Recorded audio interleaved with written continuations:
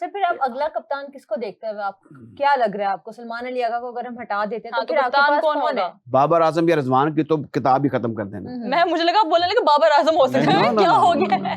बाबर को देखिए T20 से मैं ये निकाल करना रहे चाहिए। देखें जैसे अब आपके क्रिकेट बोर्ड के अंदर बड़े समझदार, जैसे मैं समझता हूँ उनसे इख्तलाफ हो सकते हैं, लेकिन मैं समझता हूँ कुछ आपकी सिलेक्शन कमेटी में कुछ ऐसे लोग जरूर होंगे जो कप्तान को पास बैठाएं, वीडियोस लगा लें, एनालिस्ट के साथ बैठा लें। एनालिस्ट है हमारे पास। अच्छा बड़े बड़े वो ये काम कर रहे हैं, उनको बुला के ये देखिए यहाँ पे ये पहले ये गलत चीजें हुई हैं, ये टॉस करते वक्त आपने ये बात की थी और आपने ये करना है, ये गलतियां पहले। दूसरा ये है कि पहले लाहौर में जो क्रिकेटर होते थे ना, वो आके बात करते थे लोगों से, बाउंड्री लाइन पे खड़े हुए लोगों से बहस कर रहे थे, नहीं तुसी आज की किताब की किताब, वो लोग बात करते थे। वो तो क्लब क्रिकेट ट्रेन नहीं, वैसे बड़े सोशेबल होते थे, बातचीत करते थे, अपनी कमजोरियां अपने आप, ये इम्तियाज और ये बड़े बड़े लोग हमारे मेरे फादर के पास आया करते थे, बड़े दे वर वेरी ओपन। अब भी छुपते फिरते हैं, गाड़ी के ऊपर शीशा कर लेंगे, कोई आएगा तो ऐसे कर देंगे, मुंह दूसरी तरफ कर लेंगे, बात नहीं करेंगे। मैं नासिर हुसैन को भी जब इंग्लैंड गया था तो वो आके बैठ जाता मीडिया के अंदर, उसको सबसे ज्यादा पता होता, लेकिन वो सबसे डायलॉग करता कहता ये बताओ ये कैसे हुआ, ये मैंने बात की थी, ये तुम्हारा ऐसे मेरे से खड़ा हुआ एक दफा बातचीत कर रहा है, वो दे आर वेरी ओपन। हमारा कप्तान जो है बिल्कुल अलूफ है, उससे पता ही कोई नहीं है। जब आप ग्राउंड में खेल रहे होते हैं तो आपने देखा होगा जो सीनियर प्लेयर्स होते हैं वो कप्तान को गाइड कर रहे होते हैं, लेकिन हमारे यहाँ ये चीज भी हमें नजर नहीं आती है। कप्तान अकेला ही बुखलाया खुद ही फील्डिंग, कभी बॉलर के पास ही जाएगा खुद ही। हाँ ये ऐसा, लेकिन वो सलमान अली आगा ना वो थोड़े से मिसफिट भी हैं T20 में, और हमें तो भाई साहब मुझे तो क्लियरली लग रहा है ओपन बुक है, शादाब खान अगले कप्तान बनने जा रहे हैं। अगर मौसम नकवी साहब थोड़ी सी इसमें संजीदगी इख्तियार करें और मेरिट पे कप्तान बनाए तो कभी भी नहीं। आपको याद ही अफगानिस्तान की सीरीज क्या किया था उन्होंने, बिल्कुल 3-0 हो गया था। हाँ 3-0 हो गया। तो ये कोई देखे, नेवर रीइंफोर्स द फेलियर। इनको दोबारा ऐसे कप्तान खिलाड़ी के देख ले, अगर उनकी जरूरत बनती है, मैं उनको अक्सर रिजेक्ट नहीं करना चाहता, उनमें पोटेंशियल है, सब कुछ है, और अगर उन पर ये प्रेशर डेवलप हो रहा है जो कि उनके रिश्तेदार टीवी में बैठ के उनके हक में बात करते हैं, ये नहीं बल्कि ना हक में बात करते ज्यादा बेहतर होगा। से ज्यादा वो जिस पीएसएल की जिस फ्रेंचाइज से ताल्लुक रखते हैं उसका इन्फ्लुएंस बहुत ज्यादा है उनके ऊपर। अच्छा मैं एक और बात बताऊं, I know the few people, एक फैकल्टी बनाए क्रिकेटर्स की जिसमें आकिब जावेद हो, जिसमें सलमान बट हो, जिसमें बुला लें वसीम अकरम को बुला लें, और थिंकिंग क्रिकेटर कौन है पुराने लोगों में से, शफीक पापे को बुला लें, अजहर खान को बुला लें, बैठो जरा बैठ, ये एक घंटे का चेयरमैन साहब खुद भी साथ बैठे कि यार ये हुआ कि हमारे साथ ये होने जा रहा है, वो कागज पैसे लेके इनको बता दें क्या चीजें बेहतर हो सकती हैं, देखे ना। हाँ वर्किंग होनी चाहिए ऊपर। ये आगा जाहिद है लाहौर में, कराची से देख लें, अगर शुएब मोहम्मद को बुला, राशिद लतीफ, ठीक है, जो टीवी पे लोग बैठते हैं उनसे जरा इज्तिनाब करना चाहिए मेरे ख्याल में। राशिद लतीफ की अपनी एकेडमी नहीं बहुत शानदार आदमी है, वो थिंकिंग क्रिकेटर है, अल्लाह उनका भला करे, लेकिन मैं इस काम के लिए कहता हूँ जो लोग जरा बहुत ज्यादा एक्टिव ना हो, रोजाना ले दे क्रिकेट बोर्ड पे ना करते हो, मतलब वो अपने हिस्से का असल काम करें, लेकिन यार थोड़े से ऑफिशियल लोग होने चाहिए। सलमान बट वो क्रिटिकल नहीं होता मेरे ख्याल में।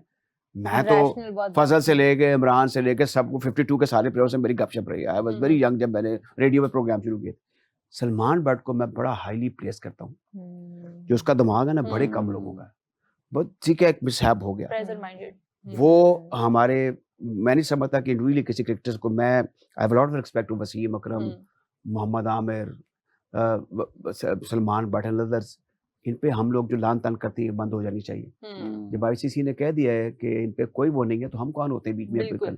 तो अब ये है कि इन चीजों को भूल के हमें आगे देखना चाहिए। और जो मैंने सर पीसीबी ने कोशिश भी की थी एक दफा ना, वहाब रियाज ने सलमान बट को इंक्लूड किया था इसमें पीसीबी के अंदर लेके आए थे, इतना ज्यादा क्रिटिसिज्म हुआ था। सोशल वही बात है ना, जिन्होंने सोशल मीडिया वाली बात की, सोशल मीडिया के ऊपर टीम बन के सोशल मीडिया के ऊपर क्रिटिसिज्म की वजह से सलमान बट को रिमूव कर दिया। मुझे बड़ा दुख हुआ, ब्रिलियंट माइंड है वो बंदा, ब्रिलियंट है। दूसरी बात सुन लें, जब आईसीसी ने कह दिया है कि दे आर नाउ क्लियर, इनको रीहैब करें, पीएसएल खिलाया, फर्स्ट क्लास खिलाई, सब कुछ खिलाया।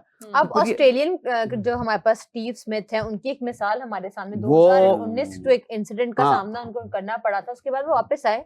तो मैं जब साउथ अफ्रीका गया ना 2007 में, तो उससे पहले भी गया था, लेकिन उस वक्त मैंने ये महसूस किया, आपकी तरह की खातून थी तो वो मेरे सामने रोना शुरू हो गई, कहने लगी कि वो शी ब्रोक डाउन, कहती है कि वो बड़ा बुरा किया इन्होंने, जो हमारा कप्तान था हैंसी क्रोनी है, उसका जहाज जॉर्ज में एक जगह वहां गिर के वो डाइड। मैंने वो जॉर्ज भी जगह देखी, तो वो इमोशनली ना बड़ी परेशान थी, कहती कितना बड़ा क्रिकेटर था, लोग इतनी लान तान नहीं करते, हमने जरा किस तस्वीर आएगी फिक्सर फलाना ढिमका, तो ये बड़ी शर्मनाक करते हैं। Backlash मेरे ख्याल कर मेरी रहे हैं। किसी और मौजू पर आप अल्फाज का सही चुनाव करें। हम मुसलमान हैं, हम तो वैसे ही अपनी कलम या जुबान के जरिए किसी को बुरा भला नहीं कह सकते, आपका काम ही कोई नहीं है। तो अब इससे मेरे ख्याल में ये ऐसे लोगों से इस्तिफादा करना चाहिए और कप्तान को तैयार करना चाहिए। आपके पास तैयार कप्तान है, जैसे माइक ब्रेले की तरह का ब्रिलियंट आपको नहीं मिलेगा।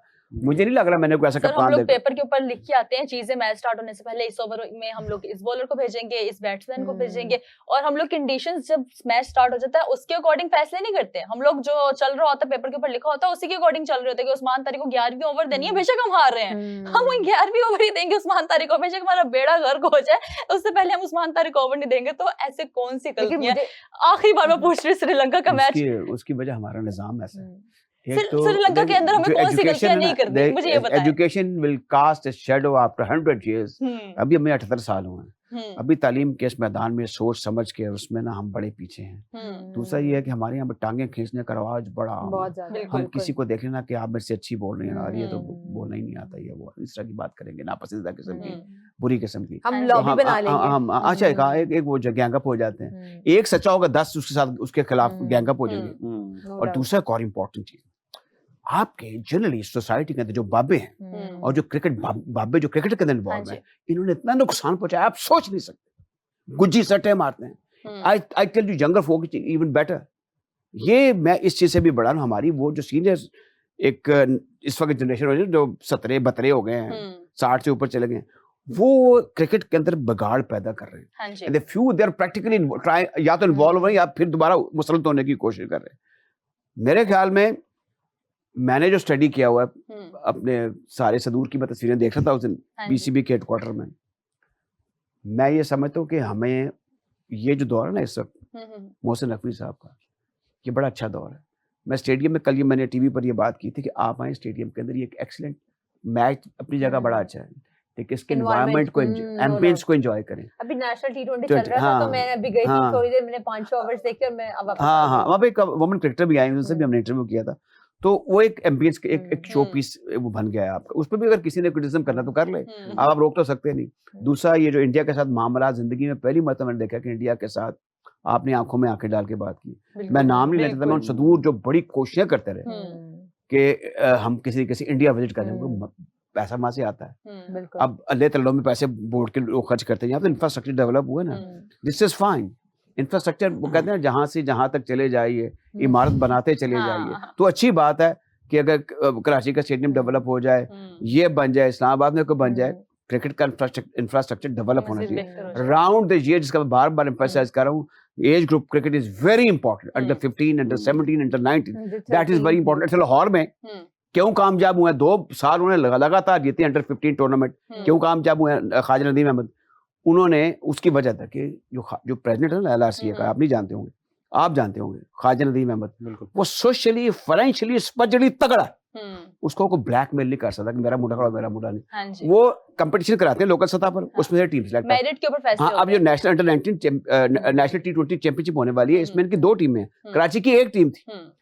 अब वो इसी रीति के मेरिट बेस्ड सिलेक्शन है, आप लीग कराएं, उनमें से जो बच्चे आएंगे, दूध का दूध पानी का पानी, बाकी रीजन को भी ऐसा करने की, और सुना ये है कि बाकी रीजन भी ऐसा कर रहे हैं।